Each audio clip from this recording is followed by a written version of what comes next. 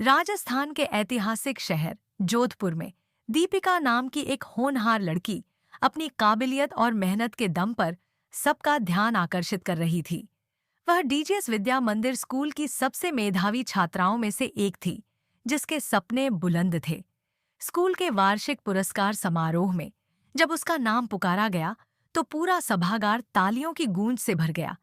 Principal ने उसे एक विशेष पेन भेंट किया और जज ने उसकी सराहना करते हुए कहा, तुम देश का उज्जवल भविष्य हो। मगर कुछ छात्र फुसफुसाते हुए उसका उपहास उड़ाने लगे।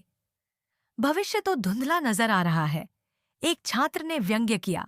प्रिंसिपल ने उन्हें तुरंत डांट लगाई, लेकिन दीपिका बिना विचलित हुए मुस्कुराकर बोली, मुझे अपने रंग पर गर्व है, क्योंकि यही तो मेरी माँ की दी हुई सबसे अनमोल सौगात है।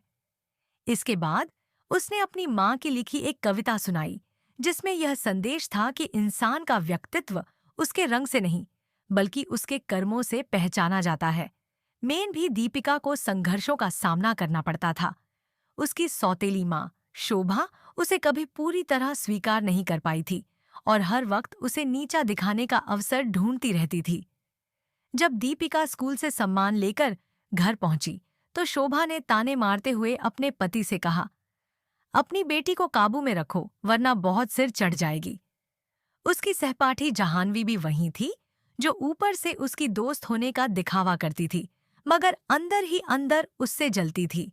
एक दिन जब दीपिका नहाकर बाहर आई, तो शोभा ने अचानक उसे थप्पड़ मार दिया और गुस्से में बोली, रुपये 1 का साबुन तेरे लिए काफी था, इतने महंगे साबुन की क्या जरूरत थी। दीपिका का चेहरा शर्म और गुस्से से लाल हो गया, लेकिन उसने अपने आंसू नहीं बहने दिए। उसके पिता ने उसे सांत्वना देने की कोशिश की, मगर वह जानती थी कि यह जंग उसे अकेले ही लड़नी होगी। कुछ दिनों बाद शोभा दीपिका और जाह्नवी को मेले में ले गई, लेकिन यह सिर्फ एक साधारण घुमक्कड़ी नहीं थी, बल्कि इसके पीछे एक गहरी साजिश छिपी थी, जिससे दीपिका पूरी तरह अनजान थी।